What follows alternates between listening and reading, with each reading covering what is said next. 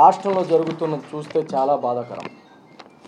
మరి నెల్లూరు జిల్లా కందుకూరు నియోజకవర్గంలో జరిగిన దారుణాన్ని, ఒక ఇద్దరు వ్యక్తుల మధ్యలో జరిగిన విషయాన్ని కొంతమంది వైసీపీ నాయకులు శవాల మీద రాజకీయం చేసినటువంటి వైసీపీ నాయకులు, వాళ్ళకి కొత్త ఏం కాదు, వాళ్ళ పార్టీ నిర్మాణమే రాజశేఖర రెడ్డి గారి శవం మీద రాజకీయం పెట్టినటువంటి పార్టీ వైసీపీ. అలాంటి పార్టీ అక్కడ బాధితులు ఎవరైతే ఉన్నారో లక్ష్మీనాయుడు కుటుంబాన్ని పరామర్శించడానికి వెళ్ళినటువంటి వైసీపీ నాయకులు ఇది కులాల మధ్య స్విచ్ పెట్టడం కోసం, కాపు కమ్మ అని వైరం తేడం కోసం చేసినటువంటి కుట్రలో భాగంగా ఇది మేము మాట్లాడుతూ ఉన్నాం. ఈరోజు కూడా లక్ష్మీనాయుడు కుటుంబాన్ని పరామర్శించినటువంటి కాపు పెద్దలందరికీ శిరస్సు వంచి పాదాభివందనం చేస్తూ ఉన్నాం. ఎందుకంటే మన కులంలో కాపు కుటుంబానికి అన్యాయం జరిగిందని మీరు పార్టీలకు అతీతంగా వెళ్ళి ఆ కుటుంబానికి అండగా నిలబడినందుకు దాసర్ రాము గారికి కానీ, అట్లాగే ఆమంచి సోములు గారికి కానీ అందరికీ మనస్ఫూర్తిగా ధన్యవాదాలు తెలుపుకుంటున్నాం. కానీ మాకు బాధాకరం ఎక్కడంటే, ఒక ఇద్దరు వ్యక్తుల మధ్యలో జరిగిన దాన్ని రెండు కులాల మధ్య ఈ వైసీపీ నాయకులు స్విచ్ పెట్టడం అనేది చాలా బాధాకరం. ఎందుకంటే 2వ తారీఖు జరిగిన ఈ కిరాతకమైన మర్డర్ పోలీసు వారు కేసు పెట్టగానే ఎంక్వైరీ చేసి 2వ తారీఖు కేసు కట్టడం జరిగింది. కేసు కట్టడమే కాకుండా 3వ తారీఖు ఎవరైతే హత్య చేశాడో చంద్రయ్య ఆస్తులన్నీ కూడా సీజ్ చేయడం జరిగింది.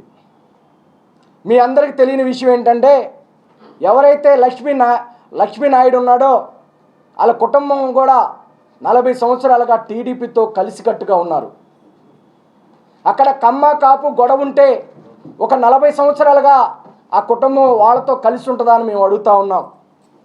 ఎందుకంటే ఈ రాష్ట్రంలో జరుగుతుంది 40 సంవత్సరాలుగా రెండు కులాలు కొట్టుకుంటూ ఉంటే కులాలని కలిపే ఆలోచన విధానం తీసుకొచ్చిందే పవన్ కళ్యాణ్ గారు.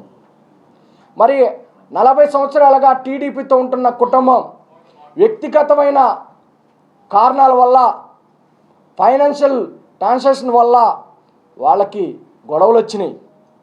ఎవరైతే చంద్రయ్య ఉన్నాడో లక్ష్మీనాయుడు భార్యని పర్సనల్గా టార్గెట్ చేసి వేధించి ఇబ్బందులు పెట్టింది వాస్తవం. అది పోలీసు వారంతా కూడా ఎంక్వైరీ చేసి కేసు కట్టడం జరిగింది. మరి దీన్ని వేరే రకంగా చిత్రీకరిస్తున్నటువంటి వైసీపీ నాయకులందరికీ మేము ఒకటే చెప్తా ఉన్నాం. పవన్ కళ్యాణ్ గారి సంకల్పం కానీ ఆలోచన కానీ కులాలకి అతీతంగా జనసేన పార్టీ స్థాపించారు.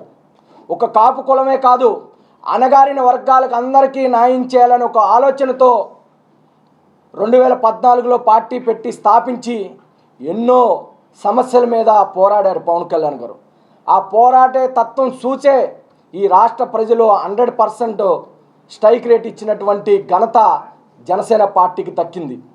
ఎక్కడ ఏది మాట్లాడినా, ఎక్కడ ఏ కాపుకి అన్యాయం జరిగినా అది పవన్ కళ్యాణ్ గారే స్పందించాలని ఎందుకు మాట్లాడుతూ ఉన్నారు? మేము జగన్మోహన్ రెడ్డి లాగా కుల రాజకీయం చేయడానికి జనసేన పార్టీ స్థాపించలేదు. ఏ కులానికి అన్యాయం జరిగినా పవన్ కళ్యాణ్ గారు మాట్లాడతారు, స్పందిస్తారు.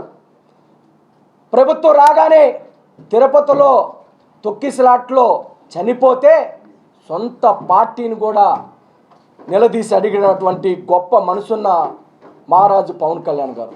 ఈరోజు పవన్ కళ్యాణ్ గారిని వైసీపీ నాయకులు మాట్లాడుతూ ఉన్నారు. మీరు మాట్లాడాలి, మిమ్మల్ని ఏమనగా పెట్టమని జొక్కంపూడి రాజా గారు మాట్లాడుతూ ఉన్నారు. అయ్యా జొక్కంపూడి రాజా గారు, మీకు కాపుల మీద ప్రేమ ఉంది.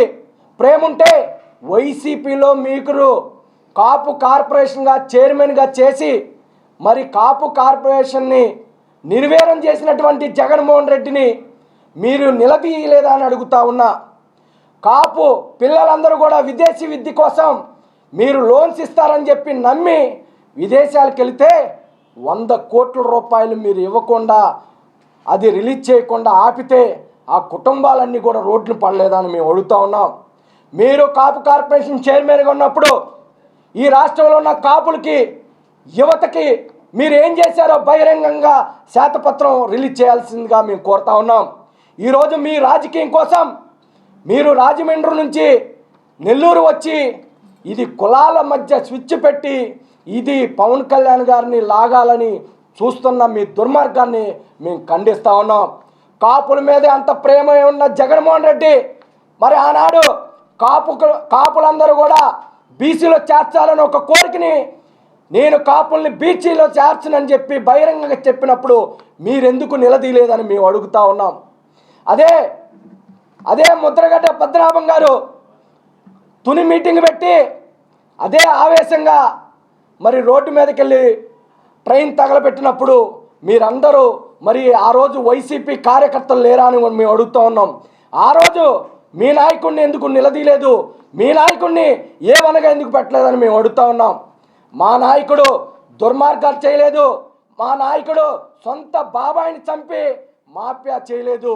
మా నాయకుడు ఎప్పుడు కూడా ప్రజల సంక్షేమం కోసం, అణగారిన వర్గాల కోసం ఎప్పుడు పోరాడుతూ ఉన్నారు. ఈరోజు మీరు మాట్లాడుతూ ఉన్నారు పవన్ కళ్యాణ్ గారిని A1గా పెట్టండి, చంద్రబాబు నాయుడు గారిని A2గా పెట్టండి, లోకేష్ని A3గా పెట్టండి అంటున్నారు. మీ ఎమ్మెల్సీ ఒక దళిత కుర్రోడిని డ్రైవర్ని చంపి డోర్ డెలివరీ అయినప్పుడు మీ నాయకుడిని A1గా ఎందుకు పెట్టలేదని మేము అడుగుతూ ఉన్నాం. ఈరోజు టీడీపీ కార్యకర్తలు ఇద్దరు పర్సనల్ గొడవ మర్డర్ జరిగితే అది కావాలని జనసేన పార్టీని ఆపాదించి కూటమి కలిసికట్టుగా ఉండాలి, ఈ రాష్ట్రానికి మంచి పరిపాలన అందించాలని పవన్ కళ్యాణ్ గారి సంకల్పంతో ముందుకు తీసుకెళ్తా ఉంటే గూగుల్ లాంటి సంస్థలు వచ్చి ఈ ఆంధ్ర రాష్ట్రంలో పెద్ద ఎత్తున పెట్టుబడులు పెడతానంటే నరేంద్ర మోడీ గారి సహకారంతో, చంద్రబాబు నాయుడు గారి సహకారంతో, పవన్ కళ్యాణ్ గారి సహకారంతో ఈరోజు పెద్ద ఎత్తున పెట్టుబడులు వస్తుంటే చూసి వారవలేక ఈ కాపుల్ని, ఈ కమ్మవారు ఎవరైతే ఉన్నారో వాళ్ళని గొడవలు పెట్టి ఈ రెండు పార్టీల మధ్య స్విచ్ పెట్టాలి. జనసేన పార్టీ టీడీపీ కలిసి ఉన్నంతకాలం వీళ్ళని ఎడదీయలేం, ఇది మనం మళ్ళీ మన పార్టీ అధికారంలో రాదని ఒక కుతంత్రాలతో కాపుల్ని కావాలని వైసీపీలో ఉన్న కాపుల్ని రెచ్చగొట్టి మీరు ఈ శవరాజకాలు చేస్తూ ఉన్నారు. మేము అమ్మడి రాంబాబు గారు మాట్లాడుతూ ఉన్నాడు.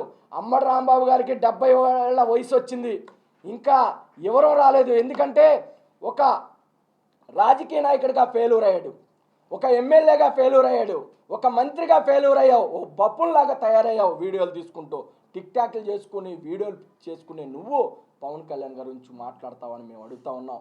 నువ్వు కాపుల్ని ఆ రోజు నువ్వు అధికారం మదంతో కాపులు చిల్లరగాళ్ళు, కాపులు తాగుబోతులు, కాపులు రౌడీలని నువ్వు మీడియా ముఖంగా మాట్లాడాను. నువ్వు కాపుల గురించి మాట్లాడే హక్కు మీకు ఉందా అని అడుగుతూ ఉన్నాం.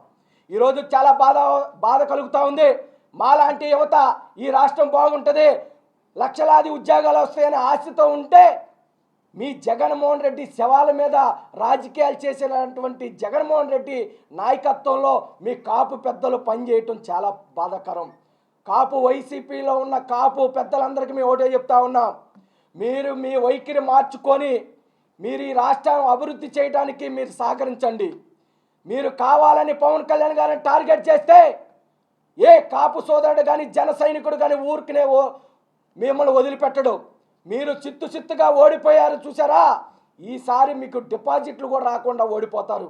ఎందుకంటే ఈ రాష్ట్రంలో ఏదైతే 40 సంవత్సరాలుగా వంగవీటి మోహన్ రంగా గారు ఈ రాష్ట్రానికి ఆయన ప్రాణాన్ని సైతం త్యాగం చేసి పేదవారి కోసం పోరాడారో ఆ వంగవీటి మోహన్ రంగా గారి స్ఫూర్తితో మేము చెబుతా ఉన్నాం. మాకు వంగవీటి మోహన్ రంగా గారు చనిపోయినాక అలాంటి నాయకుడు ఎవరూ రాలేదు. మా కాపుల కోసమే కాదు, అణగారిన వర్గాల కోసం మాకు వచ్చిన నాయకుడు ఒకే ఒక్క నాయకుడు పవన్ కళ్యాణ్ గారు. మీరు ఎన్ని చెప్పినా వంగవీటి మోహన్ రంగా గారి తర్వాత మాకు నాయకుడు ఎవరైనా ఉన్నారంటే మా కాపులకు కానీ జన సైనికులకు కానీ మాకు పవన్ కళ్యాణ్ గారు ఒక్కడే నాయకుడు. అంతేగాని మీరు పిచ్చి మాట్లాడి మీరు జగన్మోహన్ రెడ్డి మోకాల చేత నీళ్ళు తాగి ఈరోజు పవన్ కళ్యాణ్ గారిని కానీ విమర్శిస్తే మాత్రం మీకు తాట తెస్తామని హెచ్చరిస్తూ ఉన్నాం. ఇంకొక నాయకుడు చెప్తాడు, విజయవాడలో ఉండే చెట్టు పేరు చెప్పు కాయలు అమ్ముకునే నాయకుడు, మా రంగా గారిని మర్చిపోయారని అడుగుతా ఉన్నారు. నువ్వు మర్చిపోయి ఉంటావు. రంగా గారు చనిపోయి 40 సంవత్సరాలు అయితే నువ్వు ఎక్కడ జాబ్ చేసుకున్నావు? ఏమైపోయావు ఈ 40 ఏళ్ళు? ఇక్కడికే ఈ మధ్య వచ్చి నేను ఒరిజినల్ అని చెప్తా ఉన్నావు. వంగవీటి ఫ్యామిలీలో ఒరిజినల్ అంటే ఇద్దరే, వంగవీటి రాధా గారు, పెద్ద రాధా గారు, వంగవీటి రంగా గారు. ఆ కుటుంబంలో పుట్టిన వ్యక్తులు వంగవీటి రాధా గారు. రాధా గారు తండ్రి పేరు నిలబెడుతూ రాజకీయంగా కొన్ని ఇబ్బందులు ఉన్నప్పటికి కూడా తండ్రి పేరు ఎక్కడ మచ్చలేని నాయకుడిగా, అవినీతి లేని నాయకుడిగా రాధా గారు ఉన్నారు.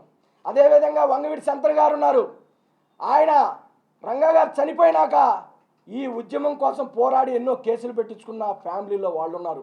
నువ్వు వాళ్ళని వదిలేసి నేను ఒరిజినల్ అంటావు. నువ్వు ఒరిజినల్ అయితే నీకు 2000 ఓట్లు ఎలా వస్తాయి ఈ రాష్ట్రానికి నువ్వు చెప్పాలి. నువ్వు నీ నాయకుడిని కాపులందరూ నాయనకి రమ్మని అడుగుతా ఉన్నావు. కాపులందరూ ఎవడంట పడితే వాడంట వెళ్ళటానికి నువ్వు చిల్లర పైసలు తీసుకొని చిల్లరగాళ్ళు కాదు. కాపులు కూడా ఆలోచించుకునే శక్తి ఉంది. ఈరోజు కాపులకు కానీ జన సైనికులకు కానీ నాయకత్వం ఎవరన్నా అందించాలంటే అది ఓన్లీ పవన్ కళ్యాణ్ గారి వల్ల సాధ్యమవుద్దని నమ్ముతున్నారు. మేము పవన్ కళ్యాణ్ గారి నాయకత్వంలో పనిచేస్తాం. మేము కాపుల కోసమే కాదు, జనసేన పార్టీ అన్ని కులాల కోసం అని చెప్పి మేము హెచ్చరిస్తూ ఉన్నాం. మీరు ఒళ్ళు దగ్గర పెట్టుకొని మాట్లాడకపోతే మేము ఒకటే చెప్తా ఉన్నాం, అక్కడ జరిగిన హత్య మాత్రం అన్యాయం. ఆ కుటుంబానికి మేము జనసేన పార్టీ తరఫున మేము అండగా ఉంటాం, ప్రభుత్వం తరఫున కూడా అండగా ఉంటాం. మీరు ఏదైతే మీరు మాట్లాడుతున్నారో వైసీపీ నాయకులు, అది 2వ తారీఖు జరిగింది, ఎఫ్ఐఆర్ కట్టారు. ఈ ఎఫ్ఐఆర్ కాగితంలో లక్ష్మీనాయుడు తమ్ముడు పవన్ నాయుడు ఇచ్చిన స్టేట్మెంట్ వల్ల మొత్తం కూడా చదవండి, స్కాన్ కాపీలు పెడతాను. అక్కడ జరిగింది ఇంకా చాలా వివరాలు మాట్లాడతాను నేను. ఎందుకంటే లక్ష్మీనాయుడు గొడవ వల్ల ఎవరైతే హరిశ్చంద్ర ప్రసాద్ ఉన్నాడో వాళ్ళ గ్రామస్తులందరూ కూడా కలిపి ఆ అబ్బాయిని ఊరు నుంచి బయటికి పంపించేశారు. ఆ కక్ష పెట్టుకొని కావాలని దుర్మార్గంగా చంపాడు. మీరు 2 కులాల మధ్య, 2 కుటుంబాల మధ్య గొడవని 2 కులాల మధ్య కావాలని కడుతున్నారు.